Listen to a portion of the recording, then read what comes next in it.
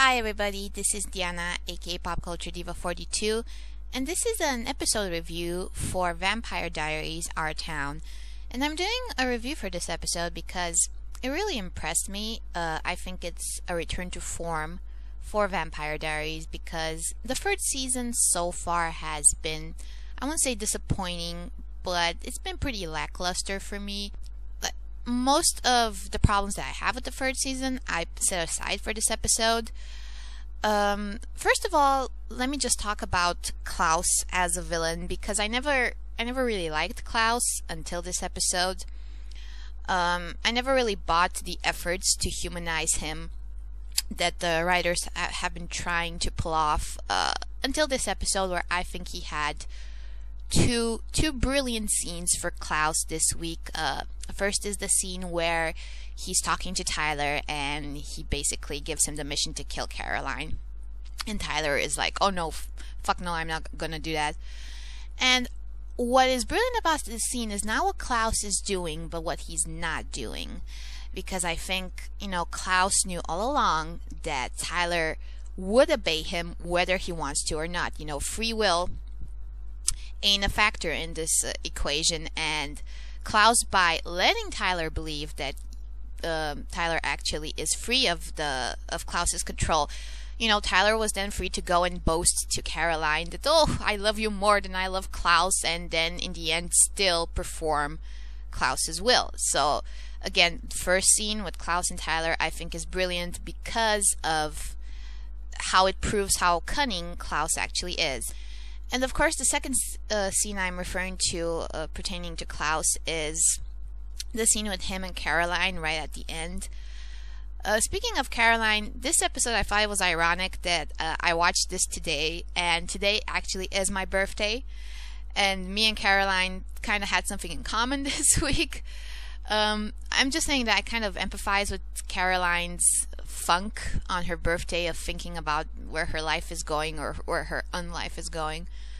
But I thought it was very interesting how throughout the episode you had Caroline and her human friends, and right at the end you had Klaus and Caroline, Klaus representing her vampiric side, so to speak. And right at the end, Klaus is going, you're a vampire and you could have such a brilliant life, but you're still holding on to your humanity. You've been a vampire for months, and Caroline has been still trying to hold on to her human life, and that's what is so depressing to her. Being a vampire, you could go out, you could travel, you could see so many things, and yet you stay here and you constantly remind yourself of what you can never be. Klaus is basically letting in Caroline on the secret that you don't have to carry all this shit around you, and you don't have to, stick around in Mystic Falls. You're free to do whatever you want. So while on the one side Klaus is controlling Tyler and is depriving Tyler of his freedom, he is allowing Caroline her freedom. And I thought that was my favorite part about that particular scene. And also there's a clear implication there that Klaus may try to replace Rebecca with Caroline. And the truth is that Caroline and Rebecca are pretty similar.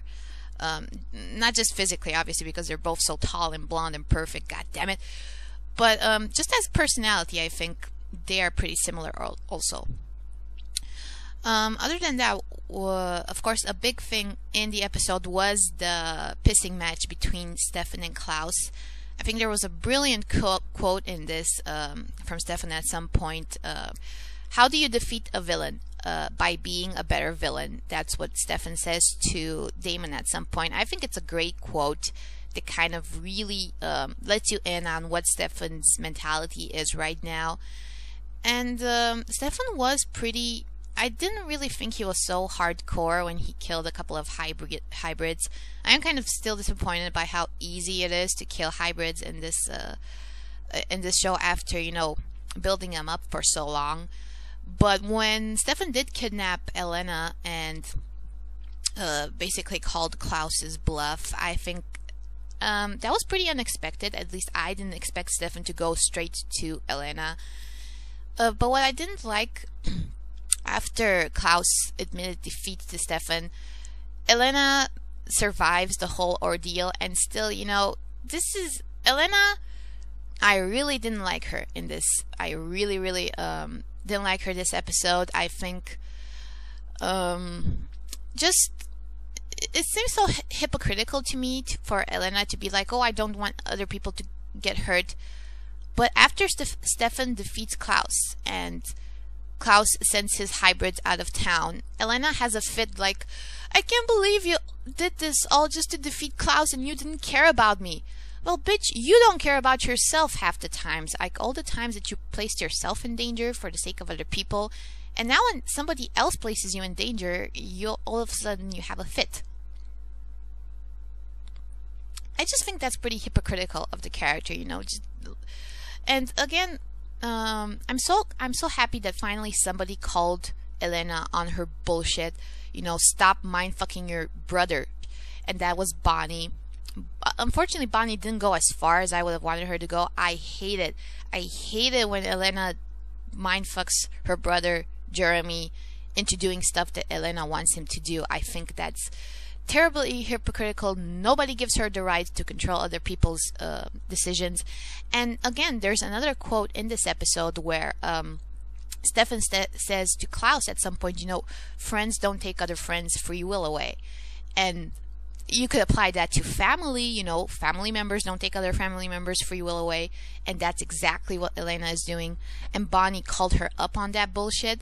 I really would have loved it if Bonnie would have used her witchy powers to wash away Jeremy's compulsion. I think that was the way to go, but unfortunately, by the end of the episode, she dropped it. And also, another thing that I don't understand is how easy Klaus got the city council on his side.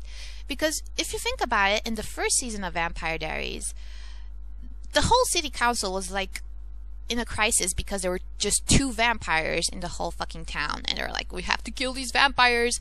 And the city council tried again and again to kill all the vampires. And now they're like hybrids and vampires running all over the place, and the city council is like, oh well, guess we have to work with them. It was just a weird scene when Damon, Klaus, and Carol, the mayor, were talking, and Carol was just so friendly and civil with Klaus after Klaus killed I don't know how many people in Mystic Falls. And I don't know, it was just a weird scene. I did not get what the city council wants to do with these hybrids or how exactly they want to cooperate with them. Another quote that I really loved, and this should win an award for most common sense on Vampire Diaries, is when Alaric says to Damon, why can't a council meeting just be a council meeting? And I think this is a great reference to the fact that there are always parties in this fucking town. For anything that needs to happen in Vampire Diaries, there needs to be a party to cover it up. And I think Alaric's quote about can't a meeting just be a meeting is an inside joke to that, and I loved it. Also, I would say Tyler kind of got the wrong end of the stick in this episode. Sucks to be him. I don't see how he can get back with Caroline after what he did. But he has betrayed her before, and she has forgiven him.